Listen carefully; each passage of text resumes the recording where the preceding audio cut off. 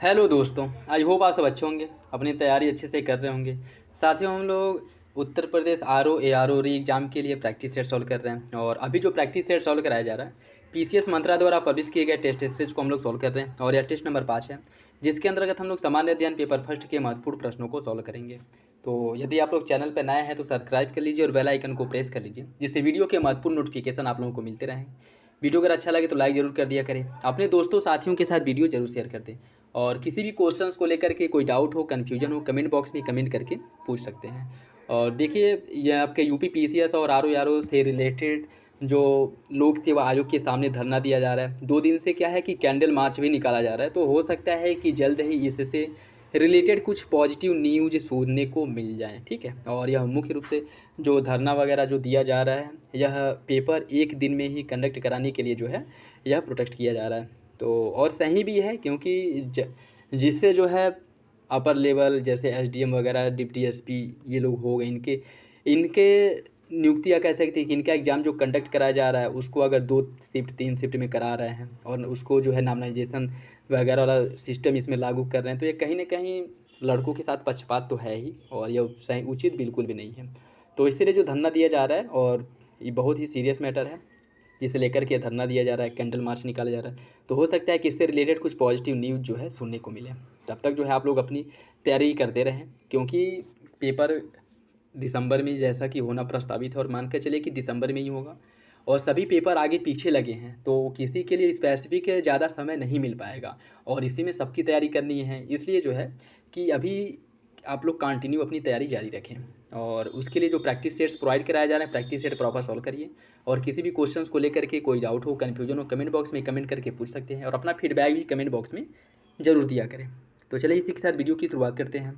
Question number first देखिए, भारतीय संविधान के किस भाग में आपातकाल का जो है उपबंध है वो किया गया है? इसका सही आंसर हो जाएगा ऑप्शन डी, भाग 18 में आपातकालीन प्रावधान किया गया है। और इसमें अगर हम बात करें भाग 18 के अनुच्छेद आर्टिकल जो आपका 352 है, 352 से लेकर के 360, इसमें जो है आपातकाल से संबंधित प्रावधान किया गया है। बाकी भाग 15, इसकी अगर हम बात करें, इसमें निर्वाचन से संबंधित प्रावधान किया गया। ठीक है, निर्वाचन से संबंधित प्रावधान किया गया है।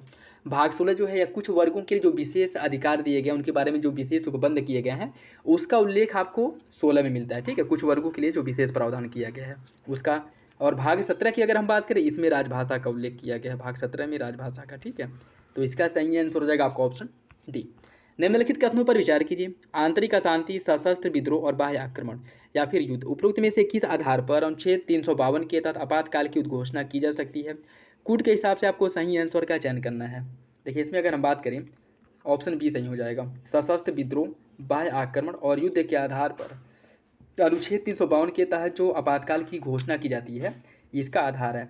आंतरिक अशांति शब्द इसमें शामिल नहीं है। स्टार्टिंग में क्या था कि आंतरिक अशांति के आधार पर भी आपातकाल की घोषणा की जाती थी, लेकिन उसके बाद 44वां संविधान संशोधन 1978 में 44वां संविधान संशोधन में प्रावधान किया गया कि अब से जो है आंतरिक अशांति के आधार पर जो आपातकाल की घोषणा की जाती थी वो अब नहीं किया जाएगा। ठीक है, तो वर्तमान समय में आंतरिक अशांति के आधार पर आपातकाल की उद्घोषणा नहीं होती है। बाकी सशस्त्र विद्रोह, उसकी जगह पे सशस्त्र विद्रोह शब्द को जोड़ा गया था। बाह्य आक्रमण और युद्ध, इन 3 कारकों के आधार पर जो है आपातकाल की घोषणा होती है, तो ऑप्शन बी सही हो जाएगा। निम्नलिखित में से किस संविधान संशोधन में यह प्रावधान किया गया था कि आपात की उद्घोषणा संपूर्ण भारत या उसके किसी भाग के संबंध में किया जा सकता है? 42वां संविधान संशोधन, 44वां, 51 या फिर 56?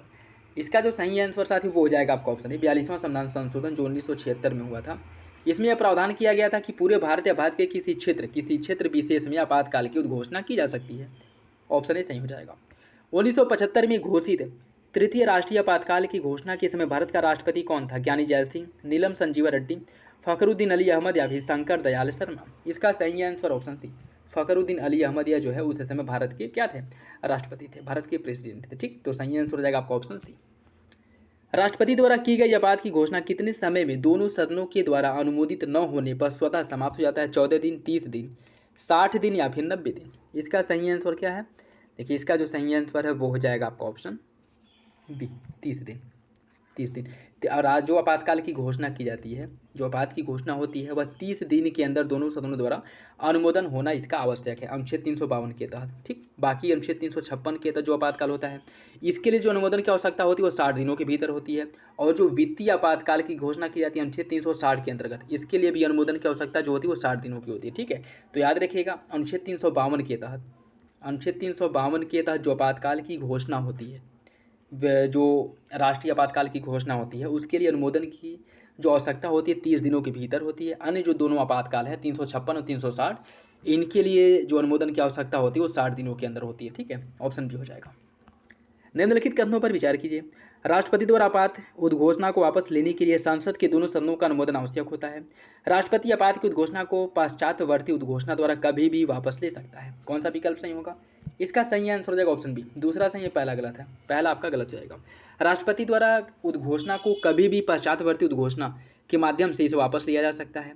और आपातकाल की उद्घोषणा को समाप्त करने की अगर हम बात करें तो लोकसभा आपात की उद्घोषणा को वापस लेने का अधिकार इसको दिया गया है, और यह जो है साधारण बहुमत से। ठीक है, इसके लिए भी नहीं कि विशेष बहुमत की आवश्यकता हो, साधारण बहुमत के आधार पर लोकसभा जो है आपातकाल की उद्घोषणा को समाप्त करने के लिए राष्ट्रपति से अनुमोदन कर सकते हैं। ठीक है, तो दोनों सदन नहीं है, केवल लोकसभा है। ठीक है, सही आंसर हो जाएगा आपका ऑप्शन बी। दूसरा सही है, पहला गलत है।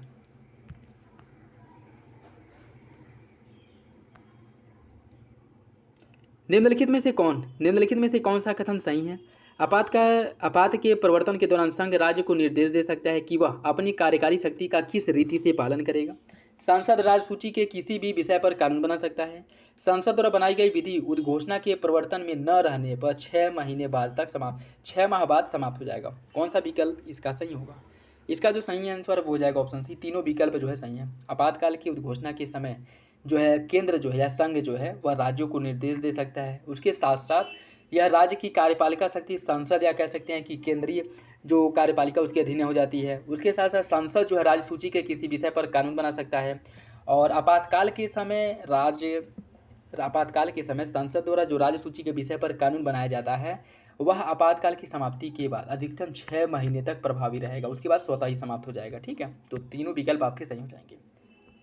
संसद द्वारा एक बार अनुमोदित होने के बाद आपात की उद्घोषणा कितने समय तक लागू रहता है? संसद द्वारा एक बार अनुमोदन के बाद जो आपातकाल की उद्घोषणा है वो कब तक लागू रहती है, कितने समय तक?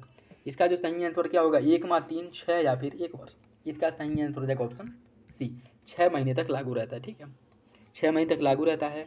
और 6 महीने के अंतराल के बाद, मतलब 6 महीने अनुमोदन के बाद इसे करके अनिश्चित काल तक इसे क्या किया जा सकता है? अनिश्चित काल तक इसे लागू किया जा सकता है। ठीक, ऑप्शन सी हो जाएगा। राज्य में संवैधानिक तंत्र के विफल हो जाने पर किस अनुच्छेद के तहत राष्ट्रपति द्वारा राष्ट्रपति शासन की उद्घोषणा की जाती है? 355, 356, 357 या फिर 358? इसका सही आंसर हो जाएगा ऑप्शन बी। अनुच्छेद 356 के तहत राज्य में राष्ट्रपति शासन लागू किया जाता है, और यह एक प्रकार का आपात ही है, लेकिन संविधान में इसके लिए जो आपात शब्द का प्रयोग नहीं किया गया है। ठीक है, इसके लिए संविधान में आपात शब्द का प्रयोग नहीं किया गया। संवैधानिक तंत्र की विफलता का उल्लेख मिलता है। ठीक है, ऑप्शन बी हो जाएगा। आपातकाल के दौरान मूल अधिकारों पर पड़ने वाले प्रभाव के बारे में किस अनुच्छेद में दिया गया है? अनुच्छेद 358, 359, अनुच्छेद ए और बी दोनों या फिर इनमें से कोई नहीं? इसका सही आंसर हो जाएगा ऑप्शन सी, दोनों। देखिए इसमें क्या है, प्रावधान किया गया है कि अनुच्छेद 358 में प्रावधान किया गया कि जैसे राष्ट्रपति आपातकाल की घोषणा करता है, अनुच्छेद 19 में जो मौलिक अधिकार दिए गए हैं वह स्वतः ही निलंबित हो जाएंगे। ठीक, और अनुच्छेद 359 में प्रावधान किया गया है कि अगर राष्ट्रपति को ऐसा लगता है कि अन्य जो मौलिक अधिकार हैं इनको भी निलंबित करने की आवश्यकता है, तो राष्ट्रपति अनुच्छेद 359 के तहत अन्य मौलिक अधिकारों का निलंबन भी कर सकता है। लेकिन इस पर एक शर्त ये है कि अनुच्छेद 20 और अनुच्छेद 21 में जो मौलिक अधिकार दिए गए हैं इनका निलंबन किसी भी कंडीशन में नहीं हो सकता है। ठीक है, याद रखिएगा, इंपॉर्टेंट है। तो 358 के तहत क्या है कि जैसे ही आपातकाल लागू होता है, अनुच्छेद 19 के तहत जो मौलिक अधिकार दिए गए, ठीक है, केवल आर्टिकल 19 इसमें जो मौलिक अधिकार दिए गए वह स्वतः ही निलंबित हो जाएंगे, उसको निलंबित करने की आवश्यकता नहीं होगी। ठीक, और 359 में प्रावधान किया गया है कि अगर राष्ट्रपति को यह लगता है कि अन्य जो मौलिक अधिकार हैं इनको भी निलंबित किया जा सकता है, तो अनुच्छेद 20 और 21 में जो मौलिक अधिकार हैं इनको छोड़ करके अन्य जो मौलिक अधिकार हैं उनको निलंबित कर सकता है। ठीक है, तो दोनों विकल्प आपका सही हो जाएगा। किस राज्य में राष्ट्रपति शासन लगाए जाने के विषय में निम्नलिखित कथनों पर विचार कीजिए। राज्य विधानमंडल की शक्तियां संसद द्वारा प्रयोग की जाएंगी। राष्ट्रपति संबंधित राज्य के उच्च न्यायालय में निहित शक्तियों को अपने हाथ में ले लेगा। कौन सा विकल्प इसका सही होगा ये आपको बताना है। कूट के हिसाब से सही आंसर का चयन करना है। देखिए इसका जो सही आंसर वो हो जाएगा ऑप्शन है पहला सही, लेकिन दूसरा गलत है। राष्ट्रपति जो राज्य उच्च न्यायालय की शक्ति है या अपने हाथ में नहीं लेता है, ठीक है। उच्च न्यायालय उस इस कंडीशन में भी क्या होता है, स्वतंत्र होता है, ठीक, न कि राष्ट्रपति उसकी शक्तियों का वहन करता है। तो पहला आपका सही हो जाएगा, दूसरा गलत है। किसी राज्य में राष्ट्रपति शासन अधिकतम कितने दिन तक लगाया जा सकता है, 6 माह, 1 वर्ष, 2 वर्ष या फिर 3 वर्ष। इसका सही आंसर हो जाएगा ऑप्शन डी। राष्ट्रपति शासन की अगर हम बात करें तो किसी भी राज्य में राष्ट्रपति शासन को अधिकतम 3 वर्ष के लिए लगाया जा सकता है, ठीक है। 3 वर्ष के लिए अधिकतम लगाया जा सकता है। और इसमें भी जो है एक कंडीशन फुलफिल होनी चाहिए। जैसे राष्ट्रपति शासन अगर लगाया गया है और उसे अन्य 3 साल तक के अगर इसे बढ़ाना है तो 2 कंडीशन पूरी होनी चाहिए। या तो भारत के किसी भी क्षेत्र में राष्ट्रीय आपातकाल लागू हो, या फिर चुनाव आयोग जिस क्षेत्र में राष्ट्रपति शासन लागू है वहाँ पर चुनाव आयोग यह निर्देश दे, या कह सकते हैं कि यह रिपोर्ट प्रस्तुत करे राष्ट्रपति के पास कि इस क्षेत्र में अभी चुनाव कराना संभव नहीं है। उस कंडीशन में राष्ट्रीय आपातकाल को बढ़ाया जा सकता है, और वो भी अधिकतम 3 वर्ष के लिए। 3 वर्ष के बाद किसी भी कंडीशन में राष्ट्रपति शासन को बढ़ाया नहीं जा सकता है, ठीक, अनुच्छेद 356 के तहत। जबकि राष्ट्रीय आपातकाल जो है अनुच्छेद 352 के तहत इसे अनिश्चित काल तक के लिए बढ़ाया जा सकता है, ठीक है। सही आंसर हो जाएगा ऑप्शन डी। भारत में वित्तीय आपातकाल की घोषणा कब की जा सकती है, 1 वर्ष, एक बार, 2 बार, 3 बार या फिर एक भी बार नहीं। देखिए अब तक जो है भारत में वित्तीय आपातकाल की जो घोषणा की गई है वो एको बार नहीं की गई है, ठीक है। एको बार नहीं की गई, जिसका उल्लेख अनुच्छेद 360 में किया गया है। ऑप्शन डी हो जाएगा। निम्नलिखित में से कौन सी समिति केंद्र राज्य संबंध से संबंधित नहीं है, राजमन्नार, सरकारिया, ताराकुंडे या फिर पुंछी। इसका सही आंसर क्या है, इसका सही आंसर हो जाएगा ऑप्शन सी। ताराकुंडे समिति का जो संबंध है वो केंद्र राज्य संबंध से नहीं, बाकी राजमन्नार, सरकारिया और पुंछी, इन सभी समितियों का जो संबंध है केंद्र राज्य संबंधों में सुझाव देने के लिए इन सभी समितियों का गठन किया गया था, ठीक है। बाकी ताराकुंडे समिति की अगर हम बात करें, ताराकुंडे समिति का जो गठन किया गया था चुनाव सुधार के उद्देश्य से ताराकुंडे समिति का गठन हुआ था, ठीक है। ऑप्शन सी हो जाएगा। निम्नलिखित में से किस समिति ने यह अनुशंसा किया कि राज्यपाल की नियुक्ति एक समिति के द्वारा की जानी चाहिए, विकट चेलैया समिति, सरकारी आयोग, आनंदपुर साहिब प्रस्ताव या फिर राजमन्नार आयोग।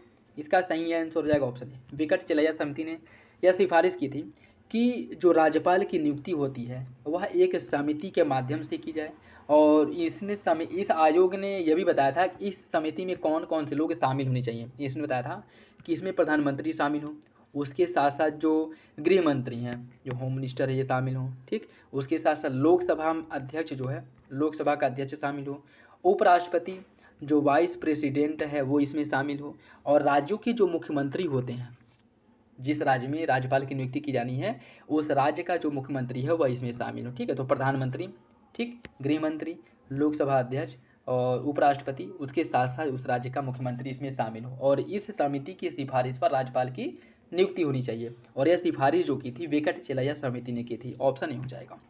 पंचायती राज व्यवस्था को मजबूत बनाने के लिए ग्रामोद्धार समिति का गठन किसकी अध्यक्षता में की गई थी, बलवंत राय मेहता, पी.के. थोंगन, अशोक मेहता या फिर डॉक्टर पी.वी.के. राव। इसका सही आंसर ऑप्शन है बलवंत राय मेहता समिति। पंचायती राज व्यवस्था को मजबूत बनाने के लिए 1957 में बलवंत राय मेहता समिति की अध्यक्षता में ग्रामोद्धार समिति का गठन किया गया था, ठीक है। डेट याद रखिएगा, 1957 में किया गया था। ऑप्शन है बलवंत राय मेहता की अध्यक्षता में। 73वां संशोधन अधिनियम पूरे देश में कब लागू किया गया था, पूरे देश में इसे जो लागू किया गया था वह 24 अप्रैल 1993 को लागू किया गया था पूरे भारत में, ठीक है। पूरे भारत में लागू हो गया था इस दिन। निम्नलिखित में से कौन सा विकल्प सही है, 74वां संविधान संशोधन द्वारा ग्राम सभा को संवैधानिक दर्जा दिया गया। किसी ग्राम की निर्वाचन नामावली में दर्ज नामों वाले व्यक्तियों को सामूहिक रूप से ग्राम सभा कहा जाता है। ग्राम सभा में केवल एक ही गाँव शामिल किया जा सकता है। ग्राम पंचायत ग्राम सभा के कार्यों का निरीक्षण व मूल्यांकन करता है। इसका कौन सा विकल्प सही है यह आपको बताना है। देखिए इसकी अगर हम बात करें, इसका जो सही आंसर वो हो जाएगा ऑप्शन बी। किसी ग्राम की निर्वाचक नामावली में दर्ज नामों वाले व्यक्तियों को सामूहिक रूप से ग्राम सभा कहा जाता है, आपका गलत हो जाएगा। बाकी 74वां संविधान संशोधन और नगर पालिका के बारे में प्रावधान किया गया था, न कि ग्राम सभा के बारे में। और ग्राम सभा में केवल एक गाँव नहीं, अगर गाँव जो है छोटे छोटे गाँव हैं, जनसंख्या के अकॉर्डिंग जो है कितने जनसंख्या को मिला करके ग्राम सभा का निर्माण होता है, मिनिमम कितनी होनी चाहिए जिसमें ग्राम पंचायत का गठन होगा। तो अगर गांव छोटे छोटे हैं तो 2 गांवों को भी मिला करके एक ग्राम सभा का निर्माण किया जा सकता है। उसके साथ साथ ग्राम पंचायत ग्राम सभा के कार्यों का निरीक्षण और मूल्यांकन करता है, ये भी आपका गलत हो जाएगा, ठीक है। इसमें अगर हम बात करें ग्राम पंचायत ग्राम सभा की कार्यकारी संस्था है और ग्राम सभा ग्राम पंचायत के कार्यों का निरीक्षण मूल्यांकन करता है, न कि ग्राम पंचायत। ठीक है, ग्राम सभा जो है या ग्राम पंचायत के कार्यों का मूल्यांकन करता है। तो दोनों एक दूसरे के अपोजिट है। पहला जो बी आपका सही आंसर हो जाएगा। ठीक है, निम्नलिखित में से कौन सा कथन गलत है? अनुच्छेद 243 के तहत राज्य निर्वाचन आयोग के गठन का प्रावधान किया गया है। राज्य निर्वाचन आयोग के निर्वाचन आयुक्त की जो नियुक्ति है राज्यपाल द्वारा की जाती है। पंचायतों के निर्वाचन के संबंध में सभी विषयों पर विधि बनाने का अधिकार राज्य निर्वाचन आयोग को है और पंचायत चुनाव का निर्णय राज्य सरकार द्वारा लिया जाता है। कौन सा विकल्प गलत हो जाएगा? वो है आपका ऑप्शन सी। पंचायतों के निर्वाचन के संबंध में सभी विषयों पर विधि बनाने का अधिकार राज्य निर्वाचन आयोग को, यह गलत है। राज्य निर्वाचन आयोग बल्कि राज्य सरकार को है। ठीक है, राज्य सरकार को। ऑप्शन सी गलत हो जाएगा। यदि कोई नगर पालिका समय से पूर्व विघटित कर दी जाती है तो तो निर्वाचन के बाद गठित नई नगर पालिका कितनी अवधि के लिए कार्य करेगा? गठन के बाद 5 साल तक, 6 महीने तक, शेष अवधि तक के लिए, या फिर उपरोक्त में से कोई नहीं। इसका सही आंसर क्या होगा? इसका सही आंसर हो जाएगा ऑप्शन सी, शेष अवधि तक के लिए। ठीक है, शेष अवधि तक के लिए।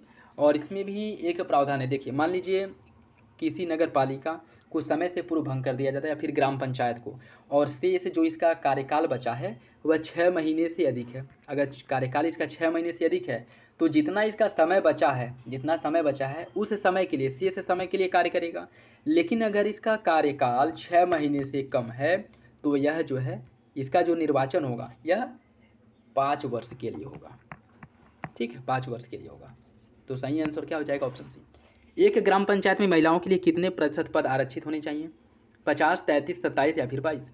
इसका सही आंसर क्या है? इसका सही आंसर हो जाएगा ऑप्शन बी, 33% पद आरक्षित होने चाहिए। लेकिन बहुत से ऐसे राज्य हैं जहां पर 40%, 50% पद भी आरक्षित किए गए हैं। आप कमेंट बॉक्स में कम से कम 2 ऐसे राज्यों का नाम बताइएगा। ठीक है, ऑप्शन बी इसका सही हो जाएगा। एक पंचायत के भंग होने के कितने माह के अंदर जो चुनाव है वो हो जाना चाहिए? 3 माह, 6 माह, 12 माह या फिर 1 माह? इसका सही आंसर हो जाएगा ऑप्शन बी, 6 माह। 6 महीने के भीतर जो है चुनाव हो जाना चाहिए। ऑप्शन बी इसका सही हो जाएगा। किसी राज्य में नगरपालिका का सीमा क्षेत्र अधिसूचित करने के लिए कौन सक्षम होता है? राज्य का राज्यपाल, राज्य का गृह मंत्री, मुख्यमंत्री, राष्ट्रपति या फिर गृह मंत्री? इसका सही आंसर हो जाएगा ऑप्शन ए, राज्य का राज्यपाल। ऑप्शन ए हो जाएगा। किस राज्य में नगरपालिका का जो सीमा क्षेत्र का अधिसूचित करने की जो अधिकार दिया गया है वो राज्यपाल के पास। ऑप्शन ए हो जाएगा। 12वीं अनुसूची में नगर पालिकाओं के कितने विषयों को उल्लेख किया गया है? नगर पालिका के लिए कितने विषय का उल्लेख किया गया है? इसका सही आंसर हो जाएगा ऑप्शन ए, नगर पालिका के लिए 18 विषयों का उल्लेख किया है जिस पर जो है नगर पालिका द्वारा कानून बनाया जा सकता है। ठीक है, और इसका जो उल्लेख है 12वीं अनुसूची में किया गया है जो 74वां संविधान संशोधन द्वारा 1992 द्वारा जोड़ा गया था। ठीक है, ऑप्शन ए। भारत का पहला नगर निगम कहाँ पर स्थापित किया गया था? कोलकाता, मद्रास, पटना या फिर अजमेर? इसका सही आंसर हो जाएगा ऑप्शन बी, मद्रास में। ठीक है, मद्रास में। और इसका जो गठन है कब किया गया था? 1687 के आसपास किया गया था। ठीक है, उसके बाद जो है 1726 में मुंबई, उस समय बम्बई था, बम्बई और कोलकाता में भी गठन किया गया था। ठीक है, तो 1726 में बम्बई और कोलकाता में, और 1687 में सबसे पहले मद्रास में। तो ऑप्शन बी हो जाएगा। किस संविधान संशोधन अधिनियम द्वारा सहकारी समितियों को संवैधानिक स्थान का दर्जा दिया गया था? 96, 97, 98 या फिर 99? इसका सही आंसर हो जाएगा ऑप्शन बी, 97वां संविधान संशोधन 2011 द्वारा जो सहकारी समिति है इसको संवैधानिक दर्जा दिया गया था। ऑप्शन बी इसका सही हो जाएगा। और इसका जो उल्लेख मिलता है अनुच्छेद 19 सब क्लॉज फर्स्ट और सी में जो है इसका उल्लेख मिलेगा। ठीक है, निम्नलिखित में से किस समिति ने अनुशंसा किया था कि हर राज्य में एक वित्त आयोग का गठन होना चाहिए? गाडगिल समिति, राजमन्नार, पीके थुंगन या फिर लक्ष्मी मल सिंधवी? इसका सही आंसर क्या है? इसका जो सही आंसर साथियों वो हो जाएगा ऑप्शन सी, पीके थुंगन समिति ने इसकी सिफारिश की थी। और पीके थुंगन समिति का गठन कब किया गया था? 1988 में पीके थुंगन समिति का गठन किया गया। ठीक है, 89 में इसने अपनी रिपोर्ट प्रस्तुत की जिसने कहा था कि हर राज्य में एक वित्त आयोग का गठन होना चाहिए। ऑप्शन सी हो जाएगा। संविधान का कौन सा भाग सहकारी समितियों से संबंधित है? संविधान का कौन सा भाग संबंधित है? भाग 9 ख का संबंध जो है सहकारी समिति से। ऑप्शन हो जाएगा। राज्य निर्वाचन आयोग का मुख्य कार्य क्या है? विधानसभा चुनाव संपन्न कराना, विधान परिषद चुनाव संपन्न करवाना, ग्राम पंचायत या प्रवृत्ति में से कोई नहीं? इसका सही आंसर क्या होगा? इसका जो सही आंसर साथियों वो हो जाएगा आपका ऑप्शन सी, ग्राम पंचायतों का निर्वाचन संपन्न कराने की जो जिम्मेदारी है वो राज्य निर्वाचन आयोग के पास है। ऑप्शन सी हो जाएगा। सामुदायिक विकास कार्यक्रम की शुरुआत कब की गई थी? सामुदायिक विकास कार्यक्रम की शुरुआत 2 अक्टूबर 1952 को सामुदायिक विकास कार्यक्रम की शुरुआत की गई थी। ऑप्शन सी हो जाएगा। राजस्थान के नागौर में सर्वप्रथम अनौपचारिक रूप से पंचायती राज व्यवस्था का उद्घाटन किसके द्वारा किया गया था? इसका जो उद्घाटन है सबसे पहले गोविंद बल्लभ पंत, राजेंद्र प्रसाद, पंडित जवाहरलाल नेहरू या फिर डॉक्टर जोगेंद्र मंडल। इसका जो सही आंसर हो जाएगा ऑप्शन सी, पंडित जवाहरलाल नेहरू द्वारा इसकी शुरुआत की गई थी। ठीक है, ऑप्शन सी हो जाएगा। उच्चतम न्यायालय और उच्च न्यायालय के अतिरिक्त सभी न्यायालयों का गठन किसके द्वारा किया जा सकता है? संसद, राज्य विधानमंडल, ए और बी दोनों या फिर उच्चतम न्यायालय। इसका सही आंसर ऑप्शन सी, ए और बी, संसद और राज्य विधानमंडल दोनों द्वारा। ऑप्शन सी हो जाएगा। उच्चतम न्यायालय में लंबित मामलों के संदर्भ में निम्नलिखित में से किस प्रकार के मामलों की संख्या सबसे अधिक है?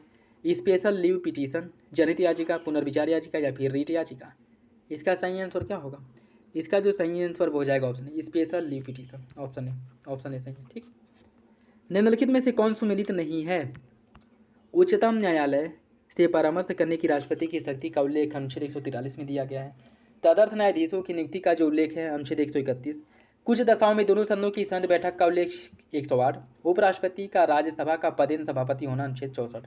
कौन सा इसमें से सुमेलित नहीं है यह बताना आपको। इसका सही आंसर हो जाएगा ऑप्शन बी, तदर्थ न्यायाधीशों की नियुक्ति। तदर्थ न्यायाधीशों की नियुक्ति का जो उल्लेख किया गया है वह अनुच्छेद 131 नहीं अनुच्छेद 127 में किया गया इसका उल्लेख। ठीक है, 127 में। और 131 की अगर हम बात करें तो इसमें सुप्रीम कोर्ट का जो प्रारंभिक क्षेत्राधिकार है, आरंभिक क्षेत्राधिकार है, इसका उल्लेख किया गया। ठीक है, ऑप्शन बी हो जाएगा। राष्ट्रपति उच्च न्यायालय के किसी न्यायाधीश का एक उच्च न्यायालय से दूसरे उच्च न्यायालय में स्थानांतरण निम्नलिखित में से किसके परामर्श से करता है? राज्य के महाधिवक्ता, सर्वोच्च न्यायालय के मुख्य न्यायाधीश, राज्यपाल या फिर इनमें से कोई नहीं। इसका सही आंसर है ऑप्शन बी, सर्वोच्च न्यायालय के मुख्य न्यायाधीश, सर्वोच्च न्यायालय के मुख्य न्यायाधीश के परामर्श से। ऑप्शन बी इसका सही हो जाएगा। ठीक है, और इसका जो उल्लेख किया गया है आर्टिकल 222 में किया गया। ठीक है, भारतीय संविधान द्वारा सर्वोच्च न्यायालय की स्थापना से पूर्व निम्नलिखित में से कौन सर्वोच्च अपीलीय न्यायालय था? प्रिवी काउंसिल, इलाहाबाद उच्च न्यायालय, संघीय न्यायालय या फिर उपरोक्त में से कोई नहीं। इसका सही आंसर है ऑप्शन ए, प्रिवी काउंसिल, जब तक सुप्रीम कोर्ट का स्थापना नहीं हुआ था तब तक। ठीक है, ऑप्शन ए हो जाएगा। यदि किसी कारणवश भारत के राष्ट्रपति का पद रिक्त हो जाए और उपराष्ट्रपति का पद खाली हो तो सर्वोच्च न्यायालय के मुख्य न्यायाधीश की नियुक्ति न हुई हो तो निम्नलिखित में से कौन राष्ट्रपति के पद पर नियुक्त होगा? प्रधानमंत्री, मुख्य निर्वाचन अधिकारी, लोकसभा अध्यक्ष या फिर सर्वोच्च न्यायालय का अन्य न्यायाधीश। इसका सही आंसर क्या होगा ये आपको बताना है। देखिए, इसका जो सही आंसर है वो हो जाएगा ऑप्शन डी, सर्वोच्च न्यायालय के जो अन्य न्यायाधीश हैं उसमें से जो वरीयता क्रम में पहले नंबर पर होगा वह जो है राष्ट्रपति के रूप में कार्य करेगा। ठीक है, ऑप्शन डी हो जाएगा। न्यायपालिका की स्वतंत्रता का अर्थ क्या है? स्वेच्छाचारिता या फिर उत्तरदायित्व का अभाव होना, विधायिका तथा कार्यपालिका द्वारा न्यायपालिका के कार्यों में बाधा न पहुंचाना, सरकार के अन्य अंगों द्वारा न्यायपालिका के निर्णय में हस्तक्षेप न करना, न्यायाधीश द्वारा बिना भय या भेदभाव के अपना कार्य करना। कौन जो है न्यायपालिका की स्वतंत्रता के अंतर्गत आता है? इसका सही आंसर ऑप्शन सी, दूसरा, तीसरा, चौथा सही, पहला गलत है। स्वेच्छाचारिता उत्तरदायित्व का अभाव ये नहीं है। न्यायपालिका के लिए भी उत्तरदायित्व कुछ होता है। ठीक है, जनता के प्रति, ठीक, संविधान के प्रति इसकी उत्तरदायित्व होता है। बाकी दूसरा, तीसरा, चौथा सही है। भारत के सर्वोच्च न्यायालय के क्षेत्राधिकार के अंतर्गत कौन शामिल है? मौलिक क्षेत्राधिकार, अपीलीय, सलाहकारी या फिर रीट संबंधी। इसका सही आंसर क्या हो जाएगा? कूट के हिसाब से आपको सही आंसर का चयन करना है और इसका जो सही आंसर साथियों वो हो जाएगा आपको ऑप्शन डी। ऑप्शन डी हो जाएगा, सभी विकल्प सही है। ठीक, ऑप्शन डी। भारतीय न्यायिक व्यवस्था में जब जनहित याचिका की शुरुआत हुई उस समय भारत के प्रधान न्यायाधीश कौन थे? M Hidayatullah, A S Anand, A M Ahmadi या फिर पी एन भगवती। इसका सही आंसर हो जाएगा आपका option D, P N Bhagwati. PIL की शुरुआत जिस समय हुई थी जनहित याचिका की, PL भगवती जो है मुख्य न्यायाधीश थे। Option D. सर्वोच्च न्यायालय के मुख्य न्यायाधीश तथा अन्य न्यायाधीशों की नियुक्ति कौन करता है? सर्वोच्च न्यायालय के मुख्य न्यायाधीश और अन्य न्यायाधीशों की नियुक्ति राष्ट्रपति द्वारा की जाती है। ऑप्शन ए हो जाएगा। ठीक है, राष्ट्रपति द्वारा इनकी नियुक्ति होती है। और सर्वोच्च न्यायालय के न्यायाधीश अन्य न्यायाधीशों का जो उल्लेख किया गया है, प्रावधान किया गया है, वह संविधान की अनुच्छेद 124 और नियुक्ति का जो है सब क्लोज 2 में। ठीक, ऑप्शन ए हो जाएगा।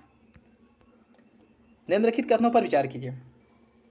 जिला न्यायाधीशों की नियुक्ति के बारे में प्रावधान अनुच्छेद 233 में दिया गया है। जिला न्यायाधीश के पद पर नियुक्त होने के लिए व्यक्ति पहले से ही संघ या राज्य की न्यायिक सेवा में हो या कम से कम 7 वर्ष तक अधिवक्ता के रूप में कार्य किया हो। इनमें से बताना है कौन सा कथन सही है, वो हो जाएगा आपका ऑप्शन सी। दोनों विकल्प आपका सही हो जाएगा, ठीक, दोनों विकल्प सही हो जाएगा, ऑप्शन सी सही है। भारत में मोबाइल कोर्ट को किसके मानस पुत्र की संज्ञा दी जाती है? भारत में मोबाइल कोर्ट को किसके मानस पुत्र की संज्ञा दी जाती है बताना है। न्यायमूर्ति P N Bhagwati, APJ Abdul Kalam, M Hidayatullah, फिर इनमें से कोई नहीं। इसका सही आंसर क्या होगा? इसका सही आंसर हो जाएगा option B, doctor APJ Abdul Kalam. Doctor APJ Abdul Kalam सही आंसर हो जाएगा ऑप्शन बी। और इसकी शुरुआत जो की गई थी 2007 में की गई थी, 2007 में, ऑप्शन बी। निम्नलिखित न्यायालय और उनके अधिकार क्षेत्र से संबंधित गलत युग्म की पहचान कीजिए। कोलकाता हाई कोर्ट पश्चिम बंगाल, इसके अंतर्गत अंडमान निकोबार आता है। केरल हाई कोर्ट केरल और लक्षद्वीप। मुंबई हाई कोर्ट के अंतर्गत मुंबई, महाराष्ट्र, गोवा और कर्नाटक। आंध्र प्रदेश हाई कोर्ट के अंतर्गत आंध्र प्रदेश और तेलंगाना। कौन सा इसमें से गलत है? इसका जो सही आंसर वो हो जाएगा option C, Mumbai high court के अंतर्गत महाराष्ट्र, गोवा और कर्नाटक, यह गलत है, ठीक है, यह गलत हो जाएगा। अगर हम बात करें मुंबई हाई कोर्ट, इसके अंतर्गत महाराष्ट्र आता है, गोवा, दादर नागर हवेली, दमन और दीव आता है, ठीक है। बाकी कर्नाटक के लिए कर्नाटक का एक अलग हाई कोर्ट है, ठीक है, कर्नाटक हाई कोर्ट, ठीक, तो सी गलत हो जाएगा। उच्च न्यायालय के न्यायाधीशों की योग्यता से संबंधित कौन सा विकल्प गलत है? वह भारत का नागरिक हो, भारत राज्य क्षेत्र में कम से कम 7 वर्ष तक न्यायिक पद पर कार्य कर चुका हो, एक या एक से अधिक राज्य के उच्च न्यायालय में लगातार कम से कम 10 वर्ष तक अधिवक्ता रह चुका हो। कौन सा इसमें से गलत है? इसका सही आंसर ऑप्शन बी, वह भारत के राज्य क्षेत्र में कम से कम 7 वर्ष तक न्यायिक पद पर कार्य कर चुका है, यह गलत है, ठीक है, ये जो है आपका गलत हो जाएगा। अगर उच्च न्यायालय की स्थापना का प्रावधान जो किया गया अनुच्छेद 214 और 231, 214, 231 में इसका उल्लेख मिलता है, और इसे जो है भारत का नागरिक होना चाहिए और भारत के राज्य क्षेत्र में कम से कम 10 वर्ष तक न्यायिक पद के रूप में कार्य करना चाहिए, ठीक है, 10 वर्ष तक न्यायिक पद पर कार्य करना चाहिए, न कि 7 वर्ष। कितना है? 10 वर्ष है, तो दूसरा आपका सही हो जाएगा, बी गलत हो जाएगा। किस संविधान संशोधन द्वारा उच्च न्यायालय के न्यायाधीशों की सेवानिवृत्ति की आयु 60 वर्ष से बढ़ाकर के 62 वर्ष कर दी गई थी? यह किया गया था 15वां संविधान संशोधन, यह 15वां संविधान संशोधन 1963 द्वारा प्रावधान किया गया था, ठीक है। न्यायाधीशों की जो रिटायरमेंट आयु है वह 60 से बढ़ाकर के 62 कर दी गई थी, ऑप्शन बी। किस अनुच्छेद के अंतर्गत यह प्रावधान किया गया था कि उच्च न्यायालय भी अभिलेख न्यायालय होगा, उच्च न्यायालय अभिलेख न्यायालय के रूप में कार्य करेगा? इसका उल्लेख किस अनुच्छेद में दिया गया है? इसका उल्लेख जो किया गया है अनुच्छेद 215 में किया गया, ठीक है, 215 में इसका उल्लेख किया गया है, ठीक, ऑप्शन ए हो जाएगा। भारत के निर्वाचन आयोग के संबंध में निम्नलिखित कथनों पर विचार कीजिए। निर्वाचन आयोग मुख्य निर्वाचन आयुक्त एवं अन्य आयुक्तों से मिलकर के बना होता है। मुख्य निर्वाचन आयुक्त एवं अन्य आयुक्तों की नियुक्ति राष्ट्रपति द्वारा की जाती है।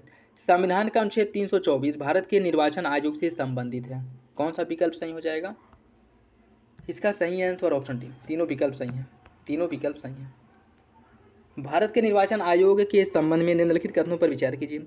निर्वाचक नामावली तैयार करना, निर्वाचन की तिथि निर्धारित करना, राजनीतिक दलों को निर्वाचन चिन्ह आवंटित करना। कौन सा निर्वाचन आयोग का कार्य है? निर्वाचन आयोग के कार्यों की अगर हम बात करें तो ये सभी कार्य जो है निर्वाचन आयोग के हैं, ठीक है, सभी कार्य निर्वाचन आयोग का है। सही आंसर हो जाएगा ऑप्शन डी, ऑप्शन डी सही है। संघ लोक सेवा आयोग में कार्यवाहक अध्यक्ष की नियुक्ति कौन करता है? संघ लोक सेवा आयोग में कार्यवाहक न्यायाधीश की नियुक्ति, कार्यवाहक अध्यक्ष की नियुक्ति जो की जाती है किसके द्वारा की जाती है? देखिए इसकी नियुक्ति की जाती है राष्ट्रपति द्वारा, ठीक है, राष्ट्रपति द्वारा। संघ लोक सेवा आयोग राज्यों को सलाह दे सकता है संसद के आदेश पर, राज्यसभा के प्रस्ताव पर, राज्यपाल के अनुरोध पर, या फिर कभी नहीं। इसका सही आंसर ऑप्शन सी, अगर राज्यपाल ऐसा अनुरोध करता है तो उसके द्वारा जो है दिया जा सकता है, ठीक है, सलाह, ऑप्शन सी हो जाएगा। निम्नलिखित में से किसे मेरिट पद्धति का प्रहरी माना जाता है? संसद, सर्वोच्च न्यायालय, संघ लोक सेवा आयोग या फिर केंद्रीय सतर्कता आयोग? इसका सही आंसर ऑप्शन सी, संघ लोक सेवा आयोग को, संघ लोक सेवा आयोग को मेरिट पद्धति का प्रहरी माना जाता है, ऑप्शन सी हो जाएगा। राज्य लोक सेवा आयोग के अध्यक्ष एवं सदस्यों को निम्न में से कौन हटा सकता है? राज्य लोक सेवा आयोग के अध्यक्ष एवं सदस्यों को कौन हटा सकता है? इसका सही आंसर हो जाएगा ऑप्शन सी, राष्ट्रपति। देखिए राज्य लोक सेवा आयोग के अध्यक्ष एवं सदस्यों की नियुक्ति राज्यपाल करता है, लेकिन अगर हटाने की बात हो तो वह राष्ट्रपति द्वारा हटाए जाते हैं, ठीक है, न कि राज्यपाल द्वारा। इसमें कंफ्यूज नहीं होना है, ऑप्शन सी हो जाएगा। वित्त आयोग के संबंध में निम्नलिखित कथनों पर विचार कीजिए। इसका वर्णन संविधान के अनुच्छेद 280 में किया गया है। यह एक अर्धन्यायिक निकाय है और इसका गठन संसद द्वारा किया जाता है। सही आंसर क्या होगा? सही आंसर हो जाएगा ऑप्शन ए, पहला और दूसरा सही है, पहला और दूसरा सही हो जाएगा, तीसरा गलत है। इसकी अगर हम बात करें प्रत्येक 5 वर्ष के अंतराल पर, प्रत्येक 5 वर्ष के अंतराल पर इसका जो गठन है राष्ट्रपति द्वारा किया जाता है, न कि संसद द्वारा। तो पहला दूसरा सही हो जाएगा, तीसरा गलत है। प्रथम वित्त आयोग के अध्यक्ष कौन थे? केसी नियोगी, के संथानम, पीवी राजमन्नार या फिर सी रंगराजा? इसका सही आंसर है ऑप्शन ए, केसी नियोगी जो है प्रथम वित्त आयोग के अध्यक्ष थे। ठीक है, जिसका गठन किया गया था 1951 में। 1951 में। राष्ट्रीय अनुसूचित जनजाति आयोग की स्थापना के लिए संविधान में निम्न में से कौन सा संशोधन किया गया था? 86वां, 89वां, 92 या फिर 97?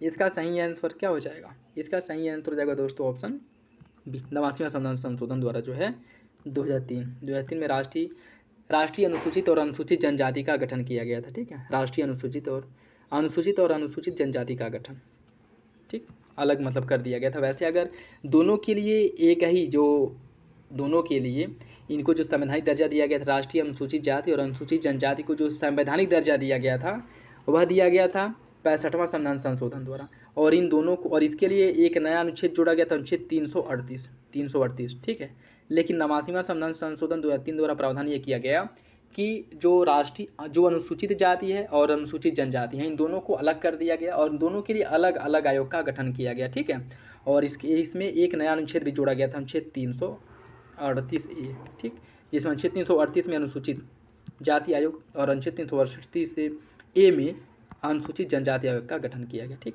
ऑप्शन भी हो जाएगा। भारत के नियंत्रण एवं महालेखा परीक्षक केंद्र सरकार के लेखों से संबंधित अपनी रिपोर्ट निम्नलिखित में से किसे देता है? सांसद, राष्ट्रपति, लोकसभा अध्यक्ष या फिर लोक लेखा समिति? इसका सही आंसर है ऑप्शन बी, राष्ट्रपति को। भारत के महान्यायवादी के संबंध में निम्नलिखित में से कौन सा कथन सही नहीं है? इसका वर्णन अनुच्छेद 76 में किया गया है। इसकी नियुक्ति राष्ट्रपति करता है। भारत सरकार का सर्वोच्च विधि अधिकारी होता है और इसका कार्यकाल 5 वर्ष के लिए होता है। कौन सा विकल्प इसका सही होगा? पूछा है कौन सा विकल्प मतलब गलत है, वो हो जाएगा आपका ऑप्शन डी। इसका कोई निश्चित कार्यकाल नहीं होता है, या राष्ट्रपति के प्रसाद पर्यंत अपने पद पर बना होता है। ठीक है, ऑप्शन डी हो जाएगा। नीति आयोग क्या है? एक संवैधानिक निकाय है, वैधानिक, गैर संवैधानिक या फिर इनमें से कोई नहीं? इसका सही आंसर क्या होगा? देखिए, इसकी अगर हम बात करें, नीति आयोग की अगर हम बात करें तो नीति आयोग न तो कोई संवैधानिक निकाय है, ठीक, और यह वैधानिक निकाय भी नहीं है। नीति आयोग जो है, नीति आयोग वैधानिक निकाय भी नहीं है। नीति आयोग की अगर हम बात करें तो यह एक गैर संवैधानिक निकाय है। ठीक है, जिसका जो योजना आयोग के स्थान पर 2015 में इसका गठन किया गया था।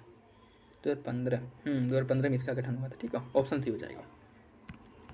राष्ट्रीय मानवाधिकार आयोग का गठन कब किया गया था? राष्ट्रीय मानवाधिकार आयोग का गठन संसद द्वारा पारित अधिनियम के माध्यम से राष्ट्रीय मानवाधिकार आयोग का गठन हुआ था। ठीक है, और इसमें टोटल सदस्यों की जो संख्या है, सदस्य और अध्यक्षों की संख्या 6 होती है। ऑप्शन सी हो जाएगा। मुख्य सूचना आयुक्त का कार्यकाल कितने दिन का होता है? मुख्य सूचना आयुक्त जो हैं इनका कार्यकाल होता है 5 वर्ष या 65 वर्ष, जो भी पहले हो। ऑप्शन बी हो जाएगा। ठीक, केंद्रीय सूचना आयोग की स्थापना अगर बात करें तो 2005 में इसका स्थापना किया गया था, और इसमें जो है 65 वर्ष, 5 वर्ष या 65 वर्ष जो भी पहले हो तब तक ये अपने पद पर बना रहता है। ठीक है, और इसमें एक मुख्य सूचना आयुक्त और अन्य जो सूचना आयुक्तों से मिल करके इसका निर्माण होता है। ऑप्शन बी हो जाएगा। केंद्रीय सतर्कता आयोग का गठन कब किया गया था? केंद्रीय सतर्कता आयोग का जो गठन 1964 में के संथानम समिति की सिफारिश पर इसका गठन किया गया था। ठीक है, संथानम समिति की सिफारिश पर केंद्रीय सतर्कता आयोग CVC का गठन हुआ था, सेंट्रल विजिलेंस कमीशन। ऑप्शन हो जाएगा। भारतीय संविधान के किस अनुच्छेद में नागरिकता संबंधी प्रावधान किया गया है? भारतीय संविधान के किस अनुच्छेद में नागरिकता से संबंधित उल्लेख किया गया है? अनुच्छेद 6 से 11, 6 से 12, 5 से 12 या इनमें से कोई नहीं? देखिए, इसका जो सही आंसर है वो हो जाएगा आपका ऑप्शन डी। नागरिकता का जो उल्लेख अनुच्छेद 5 से लेकर के 11 में किया गया। ठीक है, भाग 2 में। ऑप्शन डी हो जाएगा। निम्नलिखित में से कौन सा अधिकार केवल भारतीय नागरिकों को प्राप्त है? लोक नियोजन के विषय में अवसर की समानता, संस्कृति और शिक्षा संबंधी अधिकार, विधि के समक्ष समता। कौन सा विकल्प इसका सही होगा? देखिए, इसका जो सही आंसर है वो हो जाएगा ऑप्शन ए, पहला और दूसरा। ठीक, पहला और दूसरा। लोक नियोजन के विषय पर अवसर की समानता अर्थात 16, सांस्कृतिक और शैक्षिक अधिकारों, सांस्कृतिक और शैक्षिक अधिकारों का जो अधिकार है, ठीक है, ये भी जो है केवल भारतीय नागरिकों को प्राप्त है, केवल भारतीय नागरिकों को प्राप्त है। सांस्कृतिक और शैक्षिक अधिकारों का अधिकार जिसका उल्लेख अनुच्छेद 29 और 30 में देखने को मिलता है। देखिए, कुछ ऐसे अधिकार हैं जो केवल भारतीय नागरिकों को प्राप्त है, जिसमें आपका आ जाएगा अनुच्छेद 15, 16, 19, 29 और 30। यह ऐसे मौलिक अधिकार हैं जो केवल भारतीय नागरिकों को प्राप्त है। ठीक है, तो ऑप्शन हो जाएगा इसका। निम्नलिखित कथनों पर विचार कीजिए। भारत और अमेरिका दोनों संविधान में संघीय राज्य व्यवस्था को अपनाया गया है। भारत में एकल नागरिकता का प्रावधान है, जबकि अमेरिका में दोहरी नागरिकता का प्रावधान है। सही आंसर इसका कौन सा पूछ रहा है, कौन सा विकल्प सही नहीं है, वो हो जाएगा आपका ऑप्शन डी। दोनों विकल्प सही, ठीक, ऑप्शन डी हो जाएगा। निम्नलिखित में से कौन सुमिलित नहीं है? शोषण के विरुद्ध अधिकार अनुच्छेद 23-24, सांस्कृतिक और शिक्षा संबंधी अधिकार 29 और 30, स्वतंत्रता का अधिकार 19 से 22 और धर्म की स्वतंत्रता का अधिकार 26 से 28। कौन सा गलत है? वो हो जाएगा ऑप्शन डी। ऑप्शन डी हो जाएगा, ठीक, यह गलत है। अन्य सभी विकल्प आपके सही हैं। निम्नलिखित में से किस रीट के द्वारा न्यायालय सार्वजनिक प्राधिकारियों से उनके कार्यों और उसे नकारने के संबंध में पूछताछ करता है? अधिकार परीक्षा, उत्प्रेषण, प्रतिषेध या फिर इनमें से कोई नहीं? इसका सही आंसर क्या होगा? इसका सही आंसर हो जाएगा ऑप्शन डी, उपरोक्त में से कोई नहीं। उपरोक्त में से कोई नहीं, ठीक है। देखिए इसकी अगर हम बात करें, इसमें क्या पूछा है, इसमें जो आपके अधिकार दिए गए हैं, इसमें जो परमादेश रीट है, इसके द्वारा न्यायालय सार्वजनिक प्राधिकारियों से उनके कार्यों और उसे नकारने से संबंधित पूछताछ करता है। किसके? परमादेश रीट द्वारा, ठीक है। और उसके साथ साथ जो है अनुच्छेद 32 के तहत सुप्रीम कोर्ट और अनुच्छेद 226 के तहत हाई कोर्ट द्वारा रीट जारी करने का अधिकार इनको अधिकार दिया गया, ठीक है। ऑप्शन डी हो जाएगा। निम्नलिखित में से किस प्रकार के शिक्षा संस्थानों में धार्मिक शिक्षा पूर्ण रूप से प्रतिबंधित है? जिनका प्रशासन राज्य द्वारा होता है लेकिन स्थापना किसी न्यास के तहत हो, राज्य द्वारा मान्यता प्राप्त, राज्य निधि से पूर्णतः वित्त पोषित या फिर राज्य निधि द्वारा वित्तीय सहायता प्राप्त? कौन सा विकल्प सही है? इसका सही आंसर है ऑप्शन सी, राज्य निधि से पूर्णतः वित्त पोषित जो संस्थान है उसमें धार्मिक शिक्षा नहीं दी जा सकती, ठीक है, ऑप्शन सी। निम्नलिखित में से कौन सा सम्मिलित नहीं है? अनुच्छेद 34 मूल अधिकारों को सशस्त्र बलों पर लागू करने के संबंध में संसद की शक्ति, अनुच्छेद 33 मार्शल लॉ, अनुच्छेद 35 मूल अधिकारों के उपबंधों को प्रभावी करने के लिए विधान।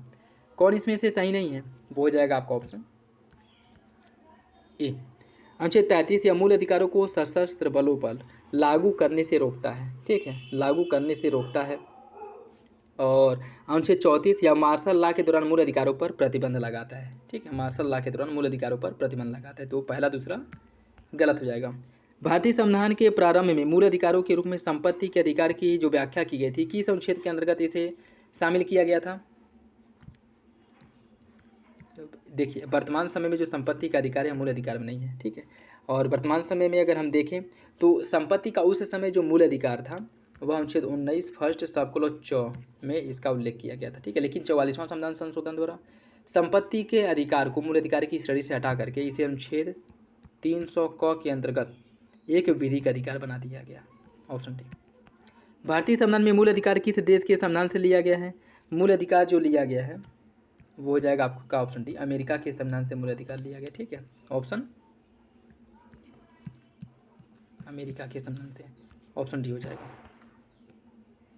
भारतीय नागरिकों के विदेश में घूमने तथा वापस भारत आने के अधिकार जो दिया गया है किस अनुच्छेद के अंतर्गत है?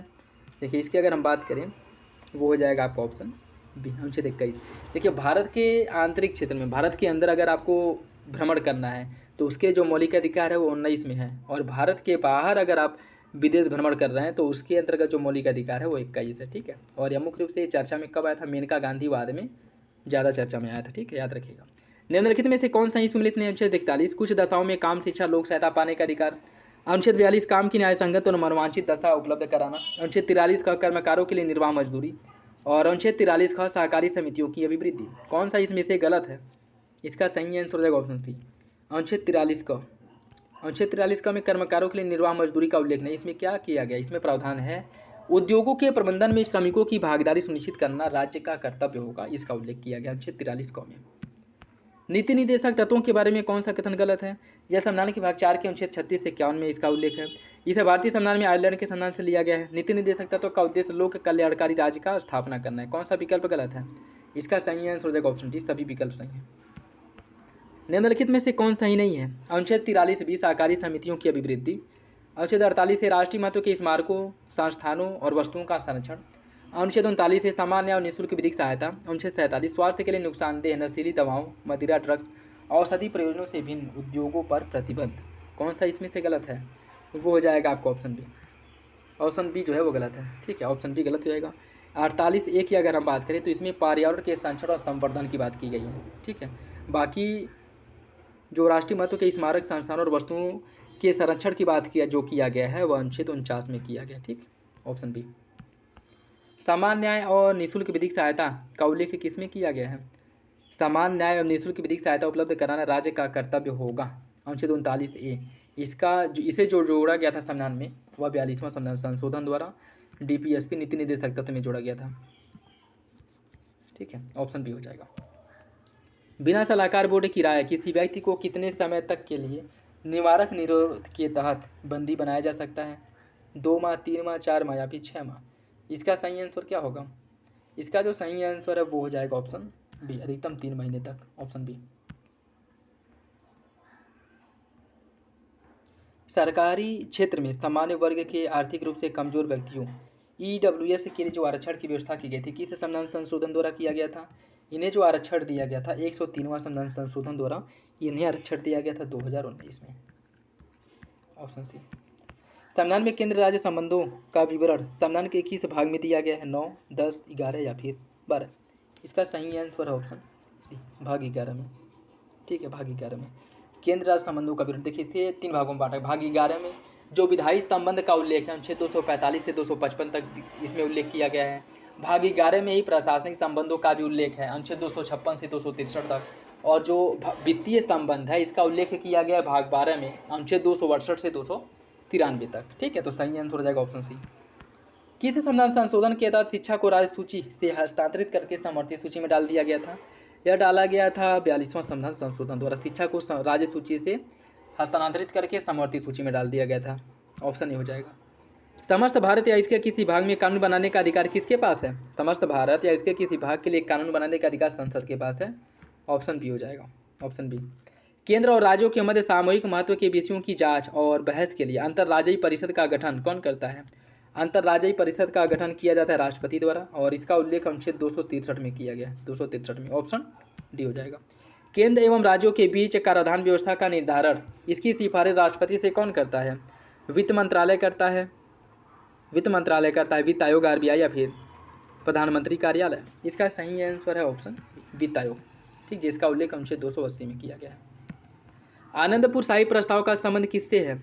वित्त मामला, न्यायिक व्यवस्था, केंद्र राज्य संबंध या फिर पंचायत? इसका सही आंसर ऑप्शन सी, केंद्र राज्य संबंध से, जिसका गठन 1973 में किया गया था, ऑप्शन सी हो जाएगा। संयुक्त राज्य लोक सेवा आयोग गठन कौन करता है? संयुक्त राज्य लोक सेवा आयोग का गठन किसके द्वारा किया जाता है? संयुक्त राज्य लोक सेवा आयोग का गठन संसद द्वारा इसका गठन किया जाएगा। ठीक है, और इस राज्य विधानमंडल जो है इसके अनुरोध पर संसद द्वारा इसका गठन किया जाता है, ऑप्शन सी। भारतीय संसद द्वारा बनाए गए कानून लागू होंगे। भारतीय संसद द्वारा जो कानून बनाया जाएगा यह भारत के क्षेत्र में लागू होगा, विदेश में रहने वाले जो भारतीय है उनके ऊपर लागू होगा, विदेश में या विश्व में कहीं भी भारतीय नागरिकों की संपत्ति पर भी लागू होगा। ठीक है, तो ऑप्शन डी हो जाएगा इसका। प्रशासनिक सुधार आयोग का गठन किसके अध्यक्षता में किया गया था? प्रशासनिक सुधार आयोग का गठन किसके अध्यक्षता में किया गया था? देखिए मोरारजी देसाई की अध्यक्षता में प्रशासनिक सुधार आयोग का गठन किया गया था 1966 में। ठीक है, प्रथम प्रशासनिक सुधार आयोग का गठन, ऑप्शन बी इसका सही है।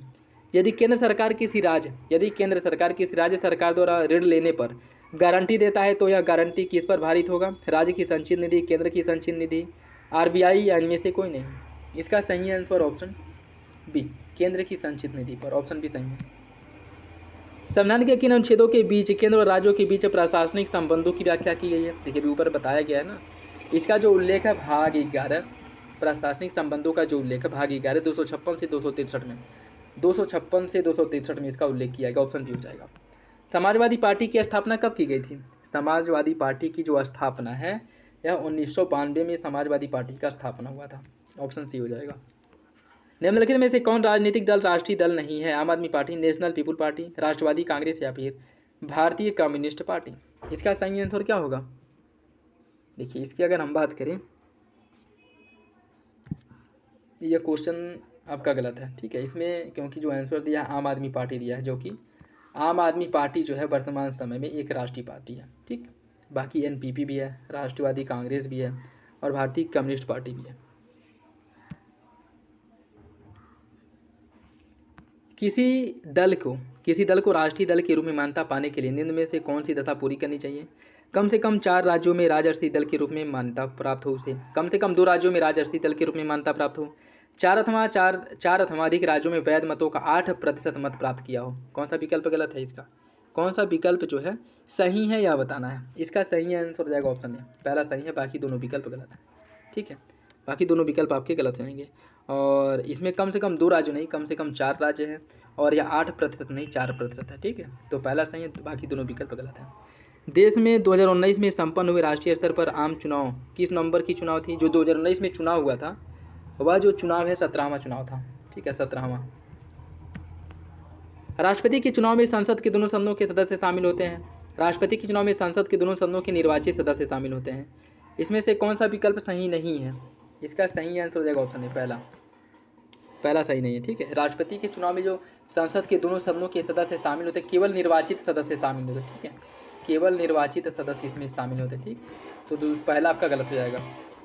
निम्नलिखित में से कौन सा कथन गलत है? राष्ट्रपति को महाभियोग के द्वारा ही पद से हटाया जा सकता है। राज्यपाल राष्ट्रपति के प्रासाद पर्यंत पद धारण करता है। राज्यपाल को क्षमादान की शक्ति दी गई है। राज्यपाल की नियुक्ति कोलेजियम प्रणाली के द्वारा होती है। कौन सा विकल्प गलत है? वो हो जाएगा आपका ऑप्शन डी। कोलेजियम प्रणाली जो है मुख्य रूप से जो सुप्रीम कोर्ट के न्यायाधीश हैं उनकी नियुक्ति से संबंधित है। नेक्स्ट देखिए, अनुच्छेद 153 में राज्य के राज्यपाल के बारे में उल्लेख है। 155 राज्यपाल की नियुक्ति, 213 राज्यपाल का अभिभाषण और 174 विधानसभा का विघटन। कौन सा इसमें से सुमेलित नहीं है? वो हो जाएगा ऑप्शन सी। अनुच्छेद 213 इसके तहत राज्यपाल को अध्यादेश जारी करने की शक्ति दी गई। ठीक है, 213 के तहत। भारतीय संविधान में सशक्त केंद्र के साथ संघीय व्यवस्था का रूप कनाडा से लिया गया है। भारत में कोई भी व्यक्ति राष्ट्रपति पद के लिए पुनर्निर्वाचित नहीं हो सकता। राष्ट्रपति संसद के किसी भी सदन का सदस्य हो सकता है। राष्ट्रपति द्वारा शपथ ग्रहण करने की प्रक्रिया का उल्लेख तीसरे अनुसूची में है। इसमें से कौन सा सही है? वो हो जाएगा ऑप्शन, केवल पहला सही है, बाकी विकल्प आपके गलत हैं। ठीक है, भारत में कोई अगर राष्ट्रपति के लिए पुनर्निर्वाचित हो सकता है और जब तक इसकी समय सीमा उम्र मतलब समाप्त न हो जाए तब तक ये राष्ट्रपति के रूप में कार्य कर सकता है। ठीक, और उसके साथ साथ राष्ट्रपति संसद के किसी भी सदन का सदस्य नहीं हो सकता है। और राष्ट्रपति द्वारा शपथ ग्रहण करने की जो प्रक्रिया है वह संविधान की तीसरी अनुसूची में नहीं है। ठीक है, राष्ट्रपति जो शपथ ग्रहण करता है इसका उल्लेख अनुच्छेद 60 में किया गया। ठीक, राज्यपाल के संबंध में कौन सा विकल्प सही है? वह मुख्यमंत्री व राज्य मंत्रिपरिषद की नियुक्ति करता है। विधानसभा के सत्र को आहूत व आह्वान करता है। वह अध्यादेश भी जारी करता है। कौन सही है? वो हो जाएगा ऑप्शन सी। तीनों विकल्प जो है राज्यपाल के बारे में सही हो जाएगा। यदि किसी राज्य में विधान परिषद है तो राज्यपाल कितने सदस्यों को मनोनीत कर सकता है? विधान परिषद वाले राज्यों में अधिकतम 1/6 सदस्यों का मनोनयन राज्यपाल करता है। किस संविधान संशोधन द्वारा मौलिक कर्तव्यों को भारतीय संविधान में जोड़ा गया था? इसे 42वां संविधान संशोधन द्वारा जोड़ा गया था, स्वर्ण सिंह समिति की सिफारिश पर। अनुच्छेद 52 भारत का राष्ट्रपति। अनुच्छेद 53 संघ की कार्यपालिका शक्ति। अनुच्छेद 54 राष्ट्रपति की पदावधि। और अनुच्छेद 55 राष्ट्रपति के निर्वाचन की प्रक्रिया। कौन सा सुमेलित नहीं है? वो हो जाएगा ऑप्शन सी। अनुच्छेद 54 की बात करें तो राष्ट्रपति के निर्वाचन की जो राष्ट्रपति के निर्वाचन में उपलब्ध जो है इसका उल्लेख किया गया। ठीक है, निर्वाचन का उल्लेख 54 में है, ऑप्शन सी। राष्ट्रपति के निर्वाचन से शामिल होते हैं कौन कौन? राष्ट्रपति के निर्वाचन में राज्य की विधानसभा के सभी सदस्य, दिल्ली व पुदुचेरी विधानसभा के सदस्य, दिल्ली पुदुचेरी जम्मू कश्मीर राज्य सभा क्षेत्र विधानसभा के निर्वाचित सदस्य। कौन सा विकल्प इसका सही है आपको बताना है। इसका जो सही आंसर है वो हो जाएगा ऑप्शन सी। दिल्ली पुदुचेरी जम्मू कश्मीर संघ राज्य क्षेत्र विधानसभा के जो निर्वाचित सदस्य हैं वह इसमें शामिल होते हैं, ऑप्शन सी। राष्ट्रपति से संबंधित निम्नलिखित कथनों पर विचार कीजिए। संघ की कार्यपालिका शक्ति राष्ट्रपति में निहित होगी। राष्ट्रपति अपनी कार्यपालिका शक्ति का प्रयोग संविधान के अनुसार स्वयं या अधीनस्थ अधिकारियों के माध्यम से भारत का राष्ट्रपति तीनों सेनाओं का अध्यक्ष होता है। इनमें से कौन सा विकल्प सही है यह बताना है। कूट के हिसाब से आपको सही आंसर का चयन करना है। देखिए, इसका सही आंसर हो जाएगा ऑप्शन डी, तीनों विकल्प सही हैं। निम्नलिखित में से कौन सा कथन मौलिक कर्तव्य से संबंधित नहीं है? माता पिता तो अभिभावक अपने 8 से 14 वर्ष तक की आयु वाले बच्चों को शिक्षा का अवसर देंगे। भारत की संप्रभुता एकता अखंडता की रक्षा करना, संविधान का पालन करना और उसके आदर्श संस्थाओं को राष्ट्रध्वज व राष्ट्रगान का आदर करना, देश की रक्षा करें और आह्वान किए जाने पर राष्ट्र सेवा के लिए तैयार रहें। कौन सा शामिल नहीं है? वो हो जाएगा आपका ऑप्शन बी। माता पिता अभिभावकों द्वारा जो है 8 से 14 नहीं बल्कि 6 से 14 वर्ष। ठीक है, तो पहला गलत हो जाएगा। कोई भी व्यक्ति राष्ट्रपति के लिए निर्वाचन होने के लिए तभी पात्र होगा यदि वह भारत का नागरिक हो, 30 वर्ष की आयु पूरी कर चुका हो, लाभ का पद धारण न करता हो। कौन सा विकल्प इसमें से गलत है? गलत वाला बताना है आपको। ठीक है, कूट के हिसाब से सही आंसर का चयन करना है। इसका हो जाएगा आपका ऑप्शन बी। ऑप्शन ए दूसरा गलत है, ठीक है। इसकी जो आयु है 30 वर्ष नहीं बल्कि 35 वर्ष होनी चाहिए। कितनी होनी चाहिए? 35 वर्ष की आयु पूरी कर चुका हो, 35 वर्ष की आयु, ठीक। तो बी गलत है, अन्य दोनों विकल्प पहला और तीसरा सही हो जाएगा। राज्यपाल से संबंधित निम्नलिखित कथनों में से कौन सा गलत है? इनका कार्यकाल 5 वर्ष का होता है, इनका जो कार्यकाल है 5 वर्ष का होता है, और एक राज्यपाल एक या एक से अधिक राज्यों का राज्यपाल बन सकता है, और जब तक राज्यपाल के उत्तराधिकारी का चयन नहीं कर लिया जाता तब तक वह पद पर कार्य करेगा। राज्यपाल का कार्यालय पूर्ण होने पर वह पुनः नियुक्त नहीं हो सकता। कौन सा गलत है? वो हो जाएगा आपका ऑप्शन डी। डी गलत है। उस हिसाब से देखा जाए तो पहला भी गलत होगा, क्योंकि इसका भी कोई निश्चित कार्यकाल नहीं बल्कि राष्ट्रपति के प्रसाद पर्यंत पद धारण करता है। लेकिन इन दोनों में सबसे ज़्यादा गलत कौन है अगर वो देखा जाए तो विकल्प डी जो है वो हो जाएगा, ठीक है। किसी व्यक्ति को राज्यपाल के रूप में तभी नियुक्त किया जा सकता है जब वह 25 वर्ष की आयु पूरी कर चुका हो, 30 वर्ष, 35 वर्ष या फिर आयु का निर्धारण नहीं किया गया है। इसका सही आंसर हो जाएगा ऑप्शन सी, 35 वर्ष की आयु पूरी कर चुका हो। निम्नलिखित में से किसकी नियुक्ति राष्ट्रपति द्वारा नहीं की जाती है? राष्ट्रपति द्वारा जो नियुक्ति है किसके द्वारा नहीं की जाती है? महाधिवक्ता। निम्नलिखित में से किसकी नियुक्ति राष्ट्रपति द्वारा नहीं? महाधिवक्ता की जो नियुक्ति राष्ट्रपति नहीं करता है। बाकी महान्यायवादी, महालेखा परीक्षक और राजभाषा आयोग के अध्यक्ष, इनकी नियुक्ति जो है राष्ट्रपति करता है। महाधिवक्ता की नियुक्ति जो है वह राज्यपाल करता है। कौन करता है? राज्यपाल, ठीक। दोस्तों वीडियो अगर अच्छा लगे तो लाइक ज़रूर कर दिया करें, और किसी भी क्वेश्चंस को लेकर के डाउट हो, कन्फ्यूजन हो, कमेंट बॉक्स में कमेंट करके पूछ सकते हैं। निम्नलिखित में से कौन सा विकल्प 1958 से संबंधित नहीं? जो भारत सरकार 1958 आया था, कौन उससे संबंधित नहीं है? इसके तहत भारत का शासन व्यवस्था पर महारानी का नियंत्रण हो गया। इसने भारत में राज्य सचिव पद को समाप्त कर दिया। गवर्नर जनरल का पदनाम बदल करके भारत का वायसराय कर दिया। भारत का प्रथम वायसराय लॉर्ड कैनिंग थे। कौन इसका विकल्प गलत है? इसका सही आंसर हो जाएगा ऑप्शन बी। इसने भारत के राज्य सचिव का पद समाप्त नहीं किया, भारत के राज्य सचिव के पद का सृजन किया, ठीक है, एक नया पद जोड़ा गया, तो बी गलत हो जाएगा। भारतीय संविधान में सशक्त केंद्र के साथ संघीय व्यवस्था की अवधारणा किस देश से ली गई है? या कनाडा के संविधान से लिया गया, ठीक है, ऑप्शन ए। 1 नवंबर 1949 को संविधान को अंगीकार करते समय संविधान के कितने अनुच्छेद प्रभावी हो गए थे? उस समय इसमें 16 अनुच्छेद, ठीक है, 16 अनुच्छेद प्रभावी हुए थे, ठीक, ऑप्शन डी हो जाएगा। भारत शासन अधिनियम 1935 के प्रावधानों के संदर्भ में निम्नलिखित कथनों पर विचार कीजिए। इसने केंद्र में द्वैध शासन व्यवस्था को समाप्त कर दिया। इसने प्रांतों में द्वैध शासन प्रणाली का प्रारंभ किया, और इसके द्वारा 11 राज्यों में द्विसदनी व्यवस्था प्रारंभ की गई। कौन सा विकल्प इसका सही है? कूट के हिसाब से आपको सही आंसर का चयन करना है। इसका सही आंसर क्या पूछा है? कौन सा विकल्प इसमें से सही है? वो हो जाएगा आपका ऑप्शन डी। सभी विकल्प जो है गलत है, ठीक है, कोई सही नहीं है। भारत शासन जो 1935 आया था, इसने प्रांतों में द्वैध शासन प्रणाली को समाप्त कर दिया था, और केंद्र में द्वैध शासन प्रणाली की शुरुआत की गई थी, और इसके द्वारा 6 राज्यों में द्विसदनी व्यवस्था की शुरुआत की गई थी। बंगाल, मुंबई, मद्रास, बिहार, संयुक्त प्रांत, असम, ठीक है, और इन राज्यों में विधानसभा और विधान परिषद की स्थापना किया गया था। तो तीनों विकल्प आपका गलत हो जाएगा। निम्नलिखित में से कौन संविधान सभा की प्रारूप समिति का सदस्य नहीं था? संविधान सभा के प्रारूप समिति का सदस्य कौन नहीं था, यह बताना है। जवाहरलाल नेहरू जो है इसके सदस्य नहीं थे। बाकी एन गोपाल स्वामी अयंगर, आलारी कृष्ण स्वामी अय्यर और के एम मुंशी, ये लोग इसके सदस्य थे। ऑप्शन बी हो जाएगा। निम्नलिखित में से कौन सा प्रावधान 1833 के चार्टर अधिनियम से संबंधित है? ईस्ट इंडिया कंपनी के व्यापारिक कार्यों को बंद कर उसे विशुद्ध प्रशासनिक निकाय बना दिया गया। सिविल सेवकों की भर्ती के लिए खुली चयन प्रक्रिया का जो है व्यवस्था किया गया। कंपनी के राजनीतिक और वाणिज्यिक कार्यों को अलग कर दिया गया। कौन सा विकल्प इसका सही है? वो हो जाएगा ऑप्शन ए। ऑप्शन ए हो जाएगा, ठीक है। बाकी अगर देखा जाए 1833 में ईस्ट इंडिया कंपनी के व्यापारिक कार्यों को पूर्ण रूप से समाप्त कर दिया गया और इसे केवल प्रशासनिक निकाय बना दिया गया। सिविल सेवकों के लिए जो खुली भर्ती की बात की 1853 के चार्टर एक्ट में किया गया था, और कंपनी के राजनीतिक और वाणिज्यिक कार्यों का जो अलग किया गया था वह 1784 के पिट्स इंडिया एक्ट द्वारा किया गया था, ठीक है।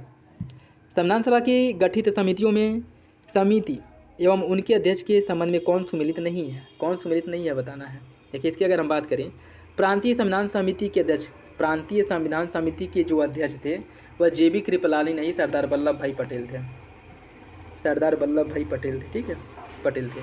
तो पहला आपका गलत है। बाकी प्रारूप समिति डॉक्टर भीमराव अम्बेडकर, संचालन समिति राजेंद्र प्रसाद, सर्वोच्च न्यायालय समिति S वारदाकर, ऑप्शन ए हो जाएगा। निम्नलिखित में से यह किसका कथन था कि उद्देशिका आधारशिला है तो संविधान उस पर खड़ी अट्टालिका? किसने कहा था? यह कथन है सुभाष कश्यप का, ऑप्शन डी हो जाएगा, सुभाष कश्यप का। निम्नलिखित में से किस अधिनियम के प्रावधानों को हितैषी निरंकुशवादी नाम दिया गया था? किसको जो है हितैषी निरंकुशवादी सिद्धांत नाम दिया गया था? यह दिया गया था भारत परिषद अधिनियम 1909 को। भारत परिषद अधिनियम 1909 को ऑप्शन ए हो जाएगा। निम्नलिखित में से किस अधिनियम के द्वारा भारत में दास प्रथा को विधि विरुद्ध घोषित किया गया था? दास प्रथा को जो विधि विरुद्ध या कह सकते हैं कि गैर कानूनी किस अधिनियम द्वारा घोषित किया गया था? इसे चार्टर एक्ट 1833 द्वारा। ऑप्शन सी हो जाएगा। निम्नलिखित कथनों पर विचार कीजिए। संविधान की प्रस्तावना विधायिका की शक्ति का स्रोत है एवं उसकी शक्तियों पर प्रतिबंध लगा सकता है। संविधान की प्रस्तावना न्यायोचित है एवं इसकी व्यवस्थाओं को न्यायालय में चुनौती दी जा सकती है। कौन सा विकल्प सही होगा? वो हो जाएगा आपका ऑप्शन डी। संविधान की प्रस्तावना विधायिका की शक्ति का स्रोत है, उसकी शक्ति पर प्रतिबंध लगाया जा सकता है, भी गलत है। और संविधान की प्रस्तावना न्यायोचित है और इसकी व्यवस्था को न्यायालय में चुनौती दी जा सकती है, भी गलत। दोनों विकल्प आपका गलत हो जाएगा। ठीक है, इसके बारे में अगर हम देखें तो संविधान की प्रस्तावना न तो विधायिका की शक्ति का स्रोत है और न ही विधायिका की शक्ति पर प्रतिबंध लगाती है। प्रस्तावना गैर न्यायोचित है, अर्थात इसकी व्यवस्था को न्यायालय में चुनौती नहीं दी जा सकती। ठीक, ऑप्शन डी हो जाएगा। भारतीय संविधान की कौन सी विशेषता सांसदीय प्रभुसत्ता के सिद्धांत के विपरीत है? इसका सही आंसर क्या हो जाएगा? Option D. संवैधानिक सर्वोच्चता का सिद्धांत, शक्तियों के पृथक्करण का सिद्धांत और न्यायिक समीक्षा का सिद्धांत, तीनों हो जाएगा। Option D. निम्नलिखित में से कौन सा प्रावधान भारतीय संविधान की एकात्मक विशेषता के विरुद्ध है? कौन सा प्रावधान भारतीय संविधान की एकात्मक व्यवस्था के विरुद्ध है? आपातकाल का प्रावधान, केंद्र सरकार के एजेंट के रूप में राज्यपाल की नियुक्ति, अखिल भारतीय सेवा, स्वतंत्र न्यायपालिका। देखिए, स्वतंत्र न्यायपालिका जो है यह भारतीय संविधान की एकात्मक शक्ति के विरुद्ध है, जबकि यह इसके समान है। ठीक है, आपातकालीन प्रावधान यह एकात्मक व्यवस्था है। ठीक, भारतीय संविधान की। बाकी डी जो है यह एकात्मक व्यवस्था के विरुद्ध है। भारतीय संविधान की कौन सी विशेषता संयुक्त राज्य अमेरिका के संविधान से नहीं लिया गया है? समवर्ती सूची का प्रावधान, अवशिष्ट शक्तियों का केंद्र में निहित होना, विधि द्वारा स्थापित प्रक्रिया। इसका सही आंसर हो जाएगा ऑप्शन डी। इन तीनों में से कुछ भी नहीं लिया गया। ठीक है, तीनों में से कुछ भी नहीं लिया गया है। इसमें अगर हम देखें जो आपकी समवर्ती सूची ऑस्ट्रेलिया से लिया गया है, अवशिष्ट शक्ति केंद्र में निहित जो है कर्नाटक से लिया गया है, और विधि द्वारा स्थापित प्रक्रिया जो है यह जापान से लिया गया है। ठीक, ऑप्शन डी हो जाएगा। भारतीय संविधान की प्रस्तावना के संबंध में कौन सा कथन गलत है? प्रस्तावना में कोई भी संशोधन केवल अनुच्छेद 368 के अधीन हो सकता है। प्रस्तावना को अब तक केवल एक बार संशोधित किया गया है। इसका सही आंसर क्या होगा? देखिए, इसका जो अगर हम बात करें, इसका सही आंसर हो जाएगा आपका ऑप्शन, ये पहला गलत है, दूसरा सही है। ठीक, इसमें क्या पूछा है? एक सेकेंड, पूछा है कौन सा विकल्प गलत है, वो हो जाएगा आपका ऑप्शन डी। दोनों विकल्प, दोनों कोई सा भी विकल्प इसमें से गलत नहीं है। ठीक है, प्रस्तावना में जो संशोधन होगा अनुच्छेद 368 के तहत और एक बार संशोधन हुआ है, ये भी आपका सही है। ठीक है, दोनों विकल्प सही हो जाएगा। विधान परिषद के विषय में कौन सा विकल्प सही है? इसकी स्थापना या फिर उन्मूलन का जो उल्लेख है अनुच्छेद 169 में है। विधान परिषद के सदस्यों की कुल संख्या राज्य विधानसभा सदस्यों की कुल संख्या के 2/3 से अधिक नहीं हो सकती, और इसके 1/12 सदस्यों का चुनाव कम से कम 3 वर्ष पूर्व स्नातक कर चुके व्यक्तियों द्वारा किया जाता है। इसका सही आंसर क्या हो जाएगा? इसका सही आंसर हो जाएगा ऑप्शन सी, पहला और तीसरा सही है। निम्नलिखित में से कौन सा प्रस्ताव सिर्फ लोकसभा में ही प्रस्तुत किया जा सकता है? अविश्वास प्रस्ताव और निंदा प्रस्ताव, इसे केवल लोकसभा में प्रस्तुत किया जा सकता है। ठीक है, ऑप्शन ये हो जाएगा। संविधान के किस अनुच्छेद के अनुसार राष्ट्रपति को परामर्श देने के लिए एक मंत्रिपरिषद होगा? किसके अंतर्गत यह प्रावधान किया गया है? देखिए, इसका जो उल्लेख है वह अनुच्छेद डी में किया गया। ठीक है, अनुच्छेद 74 में, ऑप्शन डी हो जाएगा, अनुच्छेद 74 में। प्रधानमंत्री के संबंध में निम्नलिखित कथनों में से कौन सा विकल्प सही है? प्रधानमंत्री दोनों सदनों में से किसी भी सदन का सदस्य हो सकता है। प्रधानमंत्री राष्ट्रपति के प्रसाद पर्यंत पद धारण करता है। वह बहुमत दल का नेता होता है। इसका सही आंसर हो जाएगा ऑप्शन डी, तीनों विकल्प सही। ठीक, राष्ट्रपति पर महाभियोग चलाए जाने के लिए न्यूनतम कितने सदस्यों का हस्ताक्षर होना चाहिए? न्यूनतम कितने सदस्य का हस्ताक्षर होना चाहिए? न्यूनतम जो है इस पर 1/4 सदस्यों का हस्ताक्षर होना चाहिए। ठीक, ऑप्शन सी। संविधान के किस अनुच्छेद में राज्य के महाधिवक्ता पद का उल्लेख किया गया है? देखिए, राज्य के महाधिवक्ता का जो उल्लेख किया गया है, राज्य के महाधिवक्ता का उल्लेख अनुच्छेद 165 में है। ऑप्शन बी हो जाएगा। विधान परिषद के बारे में कौन सा विकल्प सही है? भारत के सभी राज्य में है। इसे सभापति का चुनाव राज्यपाल द्वारा किया जाता है। विधान परिषद में चुने जाने के लिए सदस्यों की न्यूनतम आयु 35 वर्ष होनी चाहिए। राज्य विधान परिषद के 1/3 सदस्य राज्यपाल द्वारा मनोनीत किए जाते हैं। कौन सा विकल्प इसमें से सही नहीं है यह बताना, वो हो जाएगा आपका ऑप्शन डी, ऑप्शन डी। ठीक, देखिए, इसकी अगर हम बात करें तो इसमें जो है केवल 6 राज्यों में विधान परिषद है। विधान परिषद के सभापति विधान परिषद के सदस्यों द्वारा चुने जाते हैं। उसके साथ साथ विधान परिषद में सदस्य बनने के लिए न्यूनतम आयु 30 वर्ष होनी चाहिए, और विधान परिषद में राज्यपाल 1/6 सदस्यों का मनोनयन करता है। ठीक है, ऑप्शन डी, सभी विकल्प गलत है। राज्य विधानमंडल के द्वारा पारित किसी भी विधेयक को रोकने की राज्य विधान परिषद के पास जो अधिकतम शक्ति है, मतलब अधिकतम कितने समय तक रोक सकता है यह बताना है, वो जो है अधिकतम 4 महीने तक। Option D. किस अनुच्छेद के तहत किसी विधेयक को पारित करने के लिए संयुक्त अधिवेशन का प्रावधान किया गया है? संयुक्त अधिवेशन का जो उल्लेख अनुच्छेद 108 में है। निम्नलिखित में से कौन सा विकल्प कौन सामूहिक विशेषाधिकार नहीं है? साक्षी के रूप में उपस्थिति से स्वतंत्रता, संसद के आंतरिक विषयों का संचालन का अधिकार, चर्चा एवं प्रक्रिया की स्वतंत्रता, अपरिचितों को सदन से बाहर रखने का विशेषाधिकार। कौन जो है सामूहिक विशेषाधिकार नहीं है, यह बताना है। इसका सही आंसर क्या है? इसका जो सही आंसर साथियों वो हो जाएगा आपका ऑप्शन ए। ऑप्शन ए सही है। निम्नलिखित में से संसद के सत्रों में कौन शामिल नहीं है? कौन संसद सत्र में शामिल नहीं है? ग्रीष्मकालीन सत्र नहीं होता। बाकी बजट सत्र, मानसून और शीतकालीन, यह तीनों सत्र होता है। ग्रीष्मकालीन सत्र नहीं होता है। ठीक, ऑप्शन बी हो जाएगा। निम्नलिखित में से कौन सा कथन सही नहीं है? मंत्रिपरिषद एक निश्चित कार्यकाल होता है मंत्रिपरिषद का। मंत्रिपरिषद के सदस्य सामूहिक रूप से लोकसभा के प्रति उत्तरदायी होते हैं। मंत्रिपरिषद के सदस्य व्यक्तिगत रूप से संसद के प्रति उत्तरदायी होते हैं। मंत्रिपरिषद के सदस्यों की संख्या लोकसभा के सदस्य संख्या का 15% से अधिक नहीं हो सकती। कौन सा इसमें से सही नहीं है यह बताना है। कौन सा विकल्प गलत है यह बताना। देखिए इसकी अगर हम बात करें, इसका जो सही आंसर है वो हो जाएगा ऑप्शन सी, पहला और तीसरा गलत है। ठीक, मंत्रिपरिषद व्यक्तिगत रूप से राष्ट्रपति के प्रति, और मंत्रिपरिषद का एक निश्चित कार्यकाल नहीं होता है। ठीक है, बल्कि यह लोकसभा के विश्वास पर निर्भर करती है। तो सही आंसर हो जाएगा आपका ऑप्शन सी। निम्नलिखित में से कौन केंद्र शासित प्रदेशों में विधानमंडल के सृजन के लिए अधिकृत है? विधानमंडल का सृजन जो है किसके द्वारा किया जाता है? देखिए इसका सृजन जो है संसद करने के लिए उत्तरदायी है। ऑप्शन सी हो जाएगा। राज्य के मुख्यमंत्री के विषय में निम्नलिखित कथनों में से कौन सा कथन सही है? वह राज्य का कार्यकारी प्रमुख होता है। राज्य के सभी कार्यपालिकी संबंधी कार्य जो है मुख्यमंत्री के नाम से होते हैं। वह केवल विधानसभा का सदस्य हो सकता है। वह मंत्रियों का चयन अपने विवेक से करता है। कौन सा विकल्प सही है? इसका जो सही आंसर वो हो जाएगा ऑप्शन डी, वह मंत्रियों का चयन अपने विवेक से करता है, यह सही हो जाएगा। ठीक, निम्नलिखित में से किस परिस्थिति में किसी संसद सदस्य को अयोग्य घोषित किया जा सकता है? किस कंडीशन में घोषित किया जा सकता है? वह अपने राजनीतिक दल की सदस्यता स्वेच्छा से छोड़ दे, कोई निर्दलीय सदस्य के रूप में निर्वाचन के बाद किसी दल में शामिल हो जाए, वह अपनी राजनीतिक पार्टी के द्वारा दिए गए निर्देशों के विपरीत मतदान करे। इसका सही आंसर हो जाएगा ऑप्शन डी, सभी विकल्प आपके सही चाहिए। ठीक, ऑप्शन डी। संसद के किसी सदस्य द्वारा वाद विवाद को समाप्त करने के लिए लाया जाने वाला जो प्रस्ताव है उसे किस नाम से जाना जाता है? वह जो प्रस्ताव लाया जाता है उसे क्या कहा जाता है? उस प्रस्ताव को कहा जाता है कटौती प्रस्ताव। ऑप्शन नहीं हो जाएगा। ठीक, नेक्स्ट देखो आज का लास्ट क्वेश्चन।